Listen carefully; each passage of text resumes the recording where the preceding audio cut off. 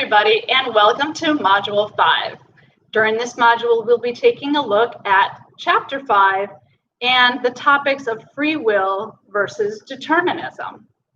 So most of us probably believe that we have free will. We go about our days making decisions and choices, and we feel like we're in control of our decisions and choices, that we're making free choices, that other people aren't influencing those choices, or maybe they are, but we don't necessarily need to take their ideas and opinions into consideration. But overall, most of us think that we have the ability to make these choices.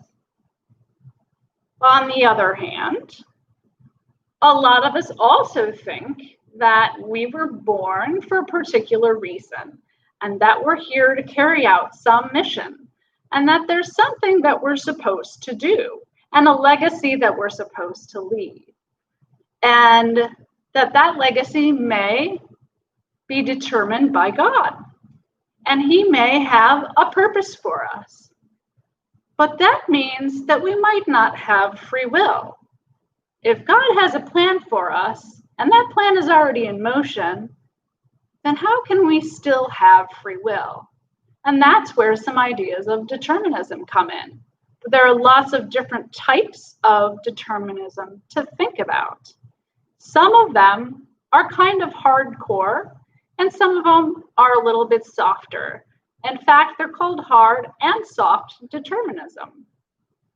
And another thing you might want to think about is whether or not we're determined by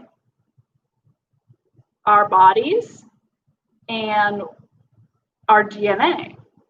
That's kind of the old nature versus nurture argument. How much of our nature determines how we act? And if our nature is determining how we act, then do we really have free will?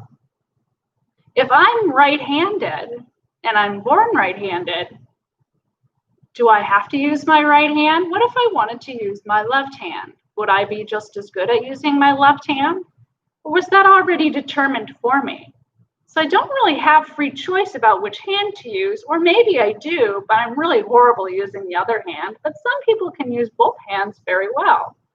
In fact, my grandmother, back in the old days, it was seen as problematic to be left-handed. And so children that were left-handed were taught to use their right hand and were not allowed to use their left hand. So my grandmother was ambidextrous for this reason. And that was because she was forced to use her right hand, even though she was left-handed. Now, there are some other various things to consider, like what is incompatibilism? What is libertarianism? And how does that fit into this problem? If we do have free will, then it seems like we would also have a radical responsibility towards taking responsibility for ourselves. In other words, if we're truly free, as Sartre believes, then we have this radical freedom, and that means that we have to suffer the consequences of our choices, and we should be punished for what we do.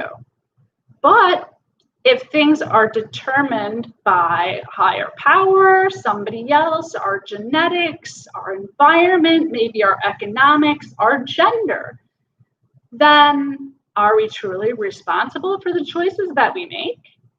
These are some of the kinds of questions we're going to be taking a look at in this chapter.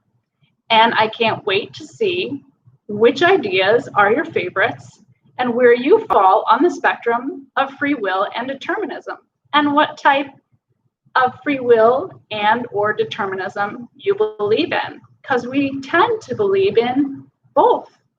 Is that okay? Is it logical to have both beliefs at the same time? Philosophy may say no, but I think we're going to find out that most of us humans are pretty complex, and we tend to do things that are incompatible with each other. So let's see how that plays out.